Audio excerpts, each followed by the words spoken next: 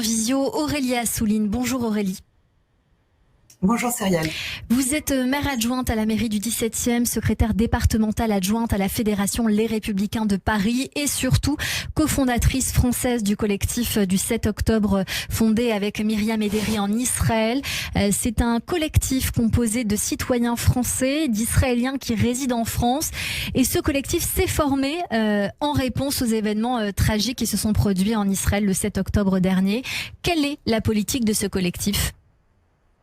Tout à fait.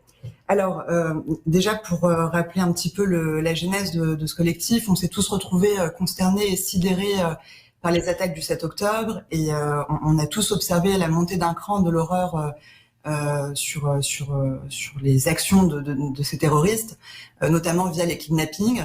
Et en tant que citoyenne et non pas en tant qu'élue, en tant que citoyenne au cœur meurtri, je me suis sentie obligée d'agir pour le retour rapide des otages. On a tous en tête Gilad Shalit qu'on a eu du mal à récupérer. On a mis 5 ans et c'est juste inadmissible d'envisager 5 années. On parle aujourd'hui de personnes âgées, de bébés, d'enfants, de parents, de personnes, beaucoup de personnes. Et c'est juste inadmissible d'envisager plus de temps que ce qu'on vient déjà de traverser ces 2 dernières semaines. Donc on veut vraiment agir. D'abord, il faut savoir qu'on s'inscrit dans un cadre mondial. On ne fait pas ça tout seul. Évidemment, je fais ça avec Myriam Ederi qui est ici en France, mais qui est franco-israélienne. Nous travaillons avec l'agence Girafe et les artistes Tal Hubert, Nitzan Mitz et Dédé Bunday qui sont à New York et qui ont designé les affiches que vous voyez un petit peu partout placardées pour rappeler qu'il y a des kidnappages. Nous travaillons aussi avec l'association des familles en Israël, donc Kidnap from Israel et Bring Them Now, qui nous autorise au fur et à mesure à placarder les visages de leurs familles. Voilà, et ça c'est vraiment la genèse de ce collectif qui réunit plus de 200 personnes engagées, et je tiens à le préciser, pas que des juifs. Parce que ça ne nous concerne pas, nous, que les juifs. Vous faites très bien de le préciser, Aurélie Assouline. En effet, c'est très important de savoir que la communauté juive est très soutenue. On l'entend, votre collectif, il se veut tout à fait apolitique. Vous défendez des valeurs républicaines, celles de la liberté, et vous condamnez les actes perpétrés par l'organisation du Hamas. Je voudrais savoir, quelle est votre mission spécifique sur ce collectif ? Bien sûr. Alors, il faut voir 2 grilles de lecture. La première, c'est sensibiliser le grand... sortir les otages des chiffres et les replacer sur la carte de l'humanité parce que ce sont des êtres humains. Donc sur le site internet, vous aurez non seulement accès au PDF avec toutes les fiches des kidnappés que vous pouvez imprimer et utiliser comme bon vous semble, toujours en restant en sécurité, je le précise. Chaque otage a une page sur le site. Donc il y a un travail de fond qui est fait avec les familles parce qu'on veut absolument savoir qui sont ces personnes. Est-ce que ce jeune homme aimait jouer au foot? Dans quelle équipe? Quels étaient ses projets pour le mois prochain? Quelles sont les dernières vacances qu'il a fait? Quelles sont ses études? On veut vraiment quels sont les engagements associatifs qu'ils ont. Ce sont des personnes, ils ont une vie qu'on vient de leur stopper, je l'espère pour pas plus longtemps que ça. Et on veut absolument que tout le monde puisse se rendre compte de qui ils sont. En revanche, on ne veut pas entraver le travail du gouvernement ni du Quai d'Orsay. On ne veut pas faire d'ingérence avec le gouvernement israélien. On veut leur faire confiance. On veut surtout dire aux familles et aux otages, si jamais ils arrivent à nous entendre ou à l'information qui leur arrive, qu'on ne les oublie pas. C'est important. Et la deuxième grille en tête, c'est rappeler au monde que ce n'est pas le combat des Israéliens ou des Juifs. Nous voulons être des combattants du monde libre, la lumière face à l'obscurantisme. On veut absolument que tout le monde se rende compte qu'au-delà du combat pour les combats, c'est une guerre de nos civilisations diverses et variées face à une idéologie mortifère, destructrice, dévastatrice, qui est en pleine expansion, qui nous touche tous, qui a déjà touché un peu partout dans le monde. Il ne faut pas l'oublier. C'est pas les premiers attentats terroristes qui existent. On en parle.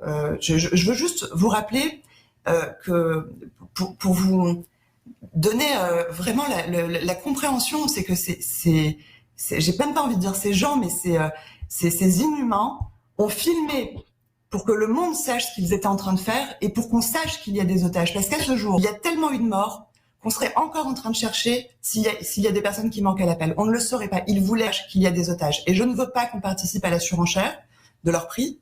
Je veux juste qu'ils sachent qu'on ne les oublie pas et que tout l'Occident se mette derrière Israël face à cet obscurantisme pour ce combat-là.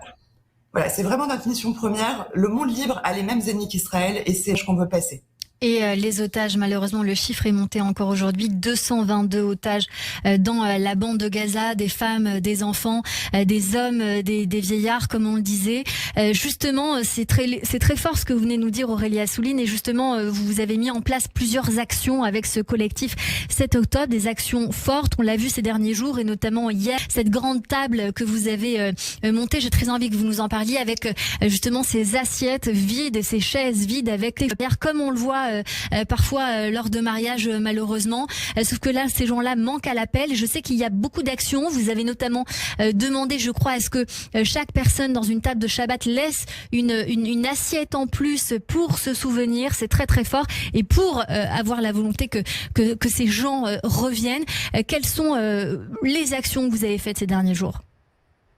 Alors, je voudrais revenir sur l'action de la table de Shabbat. Ce n'est pas la table de Shabbat. Je veux que nous voudrions, non pas c'est nous voudrions, que tous les Français, de manière laïque, sans regarder la religion de qui que ce soit, que tout le monde pense à ses otages, mais aussi à nos compatriotes franco-israéliens, et qu'à n'importe quel repas de famille, peu importe le jour de la semaine, que tous les Français qui sont en ce moment, on ne sait pas où, on ne sait pas dans quel état, on ne sait pas comment, je ne veux pas qu'on les oublie. Et c'est vraiment un appel à absolument tous les Français, voire même tout le monde entier. Chaque repas de famille, rajouter une assiette. Alors ça, c'est vraiment le message que je voulais passer.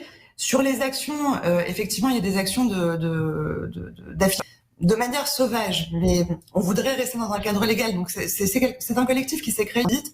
Tout le monde a envie de s'engager. Mais vous êtes très soutenu. Vous êtes très soutenu, notamment par l'UEJF. Par l'UEJF, par le CRIF, par Alliance, on travaille.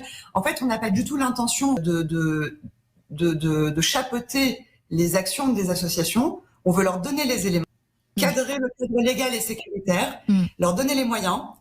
Et toute action est bonne à prendre et à faire. Donc chacun a ses initiatives, tout le monde a ses initiatives. Nous, on fournit les informations sur les otages. Voilà. Donc c'est vraiment, c'est pas, on prend pas en charge ce malheureux événement à nous seuls. Toutes les actions sont mêlées. J'ai pas eu le temps de contacter tout le monde. Nous n'avons pas eu le temps de contacter tout le monde. Mais en tout cas, on peut vous contacter à vous. C'est important de le savoir. Justement, c'est un appel aujourd'hui. Il y a eu plusieurs actions ces derniers jours que je tiens à rappeler, notamment lundi 16 octobre, une déambulation de motards a eu lieu à l'initiative de Jonathan Béard à la place du Trocadéro jusqu'à République et vos affiches ont pu être placardées. Il y a de nombreuses associations aujourd'hui encore qui sont d'une part à Paris, mais aussi à Lille, Strasbourg et Toulouse qui font appel à vous. Est-ce que vous avez un autre appel à lancer, Aurélie Assouline? Est-ce que vous avez besoin de choses, de moyens? Comment on peut faire pour vous aider?